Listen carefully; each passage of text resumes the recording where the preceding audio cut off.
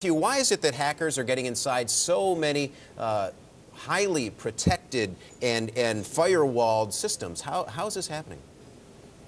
Well, I think there's two kinds of hackers that are being discussed here. Firstly, there's the regular criminal hacking, the guys who are out there looking for those credit cards that, as the president says, are for sale on websites around the world.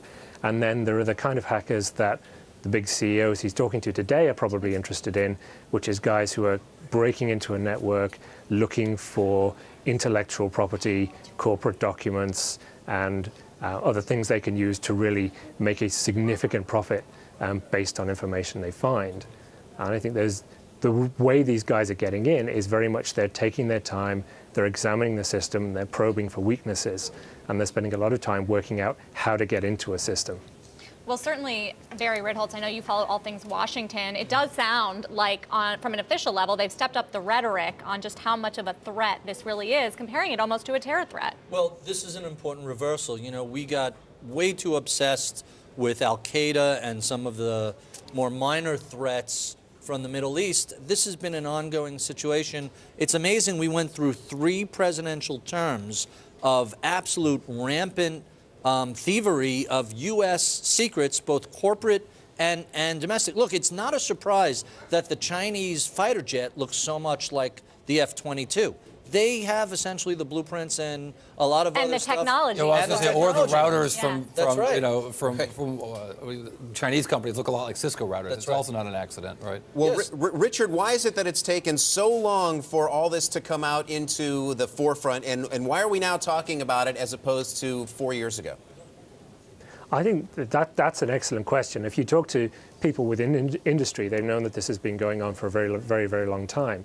I think one of the things that really brings it out now is the attacks that are much more public, much less related to industrial and corporate espionage, but hacking celebrities' Twitter accounts or stealing people's credit card information.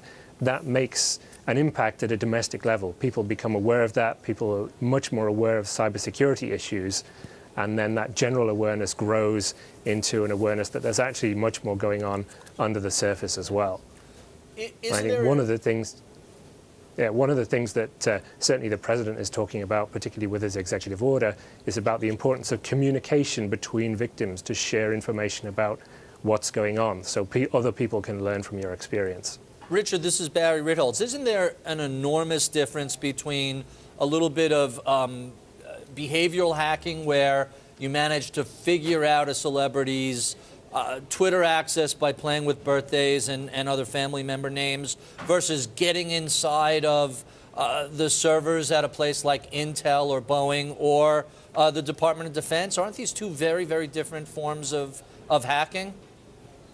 Yes, they are very, very different. There are, in fact, several different forms of hacking. Obviously, getting a celebrity's Twitter account is kind of the digital equivalent of graffiti, whereas getting into a defense contractor and stealing plans for their latest jet fighter, very much more at the level of espionage and things we would have considered in the past to be spying. Now it just happens online because all the information is digitized. People aren't sneaking into factories with cameras taking photos of blueprints. They're just hacking in over the internet. Well, Corey, I just wonder from your world what a partnership looks like between the private sector and the White House now that certainly the administration is going after the CEOs and engaging them. Yeah, 12 meeting at the White House right now. The White House is really showing that you can attack our infrastructure and you can attack our corporations, but when you attack Kim Kardashian, this is getting serious.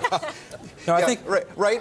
I'm curious because the First Lady was hacked yesterday. Now all of a sudden there's a meeting today. I'm sure that there are some who question that. It's not an accident. Right. Look, it's not an accident. We're hearing about that now too. I think what's really important here is this cooperation aspect that was alluded to before. That when companies were hacked in the past, they kept a secret, and that Google was really the rare company that came out and said, "Hey, China's hacking our stuff, and that's not okay with us." Most companies that had the same experience wouldn't talk about that, and I think the president would be smart to get companies to say, talk about it publicly, share your best practices so we can have a more secure infrastructure in the corporate world. And keep in mind, Google is a unique creature where almost every other major company in the United States either wants access to China's market or wants to use them as their back manufacturing. Google has already been there and said, hey, these guys don't have a level playing field. They're not letting us participate with anybody else. Barry, we have the new pope,